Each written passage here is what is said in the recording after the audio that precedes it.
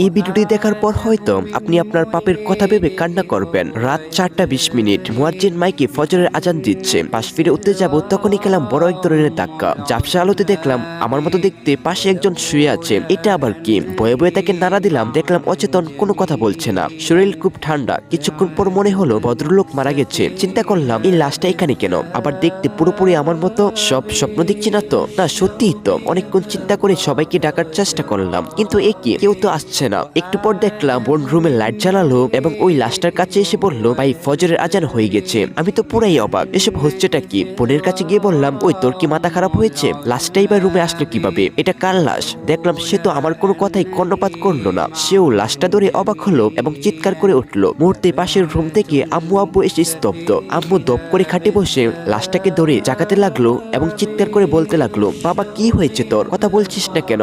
কথা বল। আম্মু ব্যাপারটা বোঝার সাথে সাথে বেহুশ। চিৎকারের আওয়াজে চাচা চাচি ভাই ভাবি কাজিনরা সবাই জড়ো হলো। লাশটা দেখে সবাই ইন্নালিল্লাহ পড়তে লাগলো। আশেপাশে কান্নার রোল পড়ে গেছে। মুয়াজ্জিন যখন আমার বাবার নাম নিয়ে বললেন, অমুকের ছেলে অমুক ইন্তেকাল করেছে, তখন মনে হাই ভোল্টেজের শক খেলাম। সবাই আমাকে বাদ দিয়ে লাশটাকে নিয়ে ব্যস্ত হয়ে পড়লো। কাউকে বুঝাতে পারলাম না যে আমি বেঁচে আছি। মনে হলো সবাই পাগল হয়ে গেছে। এক কাজিনকে খেপে গিয়ে একটা ধাক্কাও মেরেছিলাম, কিন্তু দেখলাম সে বিন্দু পরিমাণ প্রতিবাদ করলো না। ফজরের পর লাশটা গোসল দেওয়ার ব্যবস্থা করা হলো। মুয়াজ্জিন সাহেব আরেকজনকে নিয়ে আসলেন গোসল দিতে। দুজন বলাবলি করতে লাগলো, আরে মৃত্যু কার কখন আসে বলা যায় না। এরকম তাগড়া মানুষ মারা যাবে কেউ ভাবছেন? কাল বিকেলেই তো আমাদের সাথে হাসি খুশি ভাবে কথা বললো। আমি লাশের পাশে ছিলাম, দাঁড়িয়ে ওনাদের কথা শুনছিলাম। গোসল দেওয়ার পর কাফনের কাপড় পরিয়ে খাটিয়াটার উপর লাশটা রাখা হয়েছে। লাশ ঢাকার জন্য মসজিদ থেকে কালো রঙের কাপড় আনা হলো। সবাইকে শেষবারের মতো লাশ দেখার সুযোগ দেওয়া হলো। এখনো আমার কাছে সবকিছু পরিষ্কার না, কিছু বুঝতে পারছি না। বাসার আশেপাশে প্রচুর মানুষের ভিড়। আত্মীয় স্বজন, বন্ধু বান্ধব সবাই এসেছে লাশটাকে দেখতে। কত পরিচিত মানুষ কান্নাকাটি করছে, কিন্তু কাউকে বোঝাতে পারলাম না আমি মারা যাইনি,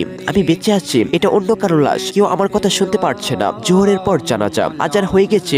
লাশ নিয়ে যাওয়ার মুহূর্তে আম্মু আর বোন লাশ ধরে সে কি কান্না।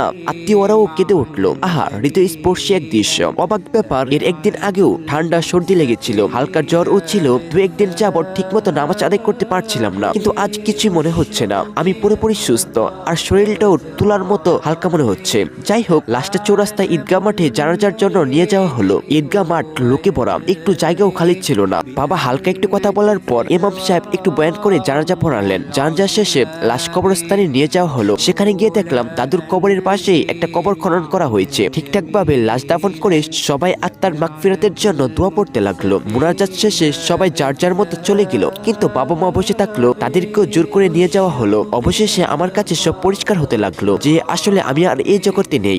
যদি আরেকটা সুযোগ পেতাম তাহলে কত যে আমল করতাম। সবসময় মসজিদে মাদ্রাসায় পড়ে থাকতাম, কিন্তু তা তো আর হবার নয়। একটু পর দেখি আমি ওই বডিটার মধ্যে চলে যাচ্ছি। আমি পুরোপুরি নিজেকে ফিরে পেলাম। একই চারদিকে অন্ধকার আর অন্ধকার। অনেক বই আছে, হয়তো একটু পরেই মন কান্না কিরে আসবে, বিভিন্ন প্রশ্ন জিজ্ঞাসা করবে।